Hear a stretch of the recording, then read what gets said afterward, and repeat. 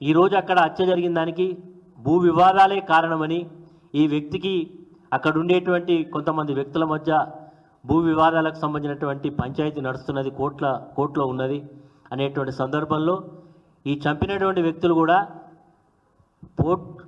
మన అక్కడ ఉండేటువంటి పోలీస్ అధికారుల దగ్గర కంప్లైంట్ చేసినట్టుగా, ఇతను వాళ్ళ మీద కంప్లైంట్ చేసినట్టుగా, మరి వాళ్ళు ఇరువురు కూడా మరి ఇద్దరి మధ్య వైరుధ్యం ఉందనేది చాలా స్పష్టంగా ఉన్నది. కాబట్టి అది ఆ కోణంతో చూడకుండా ఈరోజు మా మీద బట్టగాల్సి మీదేసి మీదే బాధ్యత అనేటువంటి పద్ధతిలో చేయడం ఏదైతుందో దీన్ని మేము తీవ్రంగా ఖండిస్తున్నాం. ఈ హత్యకు నాకు కానీ బీఆర్ఎస్ పార్టీ కానీ ఎలాంటి సంబంధం లేదు.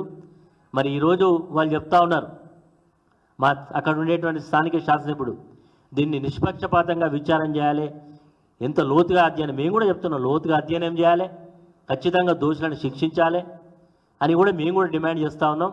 వారు ఏదో సిబిసిఐడి అంటున్నారు, సిబిసిఐడి కాకపోతే సిబిఐ ఎంక్వైరీ చేసినా మాకు ఎలాంటి అభ్యంతరం లేదు. మేము మాకు హత్యకు ఈ వ్యక్తికి మాకు ఎలాంటి సంబంధం లేదు మరి అనే మాటని ఈ సందర్భంగా తెలియజేస్తాం.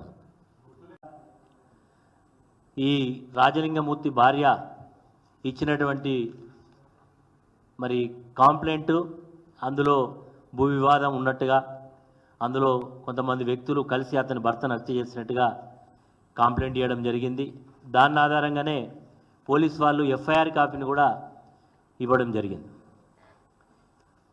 చాలా స్పష్టంగా చంపినటువంటి వ్యక్తులు పోలీసుల దగ్గర, మరి పోలీసులు పట్టుకున్నారా, పోలీసుల వాళ్ళు లొంగిపోయినా నాకు సమాచారం లేదు, కానీ పోలీసుల దగ్గర ఉన్నట్టుగా మాకు సమాచారం ఉంది.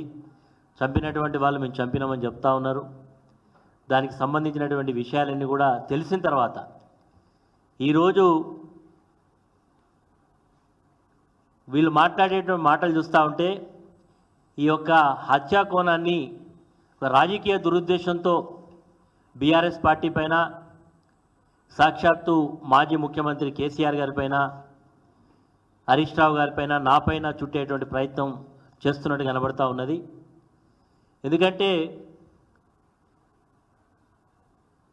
ఈ యొక్క రాజలింగమూర్తి అనేటువంటి వ్యక్తి కాళేశ్వరం ప్రాజెక్టు మీద ఒక కేసు వేసిండు.